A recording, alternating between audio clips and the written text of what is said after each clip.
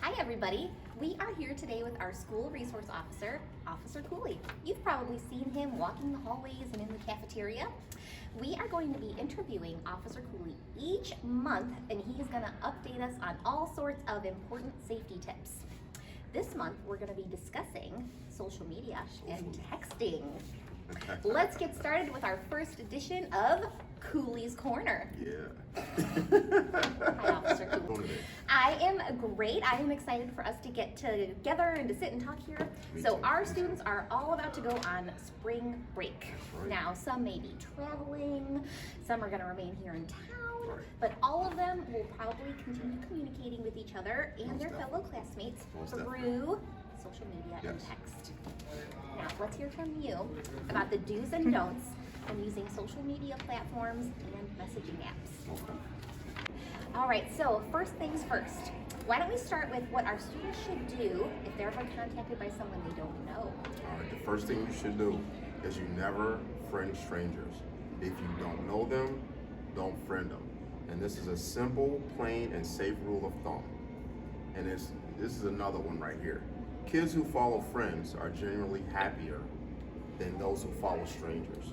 So block people you don't know, no strangers. And watch out for suspicious messages. Messages like that are shortened with a URL alongside a statement such as, OMG, look at this pic of you. Or, have you seen what they have been saying about you? Those are not to be trusted. These are phishing emails. Absolutely. Yes. Okay, good. Now, we know that our students like to text and message their friends, but they're also sending pictures. What kind of guidance can you give our students about how to do this safely? Well, what I would first do is you always pause before you post. Okay, you make sure that you're comfortable sharing this information with everyone who might see it, because the internet is forever. All right? And once you post something and you delete it, it doesn't mean that it's completely or permanently deleted from the internet.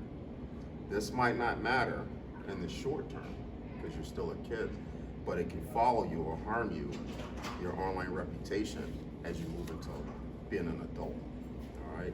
People could also screenshot what you're posting, the original post, and use it against you. And never send inappropriate pictures or content. And also be careful with pictures of yourself because it can make you a target for online predators. Absolutely.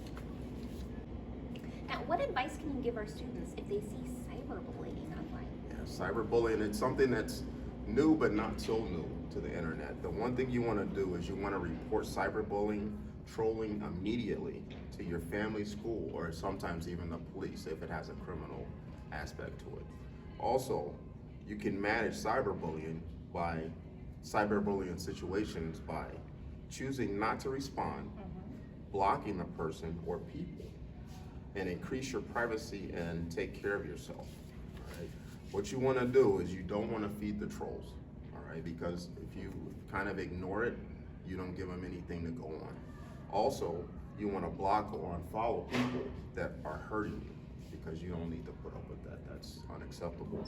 Also, you only let people you trust into your online space and have the highest possible privacy setting.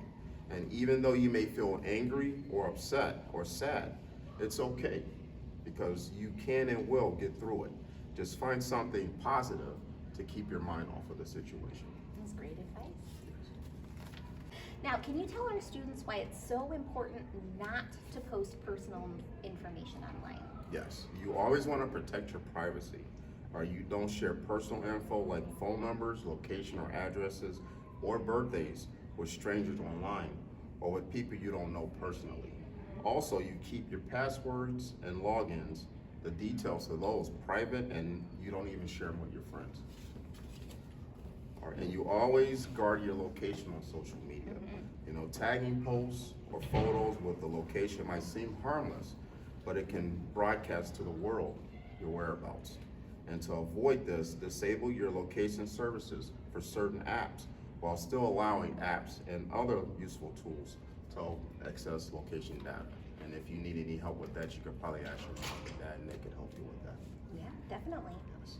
All right, thank you so much, Officer Cooley. Thank you for meeting with us and sharing all these great tips. We will talk to you again next time. Sounds good, and thank you for having me. And I just want to tell the kids, hang loose and always be a leader, never be a follower. Take care.